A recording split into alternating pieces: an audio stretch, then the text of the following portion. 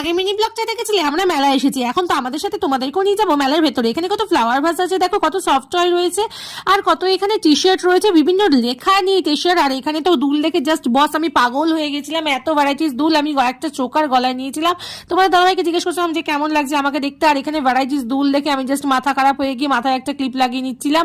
আর এখানে কত soft toy, আমি তো এখান থেকে ডলু বলু নিয়েই নিয়েছি। বাড়িতে তোমরা আমি অন্য ব্লগে দেখতে পাবে। এখানে সিটি গোল্ডের দোকানেও আমি আর মা দাঁড়িয়ে পড়েছি, আর ওদিকে পূজাও দাঁড়িয়ে গেছে।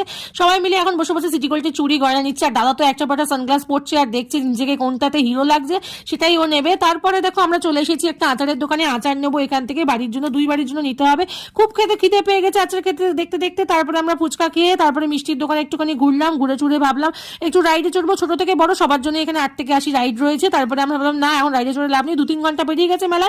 তো কেমন লাগলো আমাদের সাথে আজকে তোমাদের মেলা ঘুরে অবশ্যই কিন্তু কমেন্ট করে জানিও। আর এই মিনি ব্লগটা ভালো লাগলে অবশ্যই লাইক কমেন্ট শেয়ার করে দিও।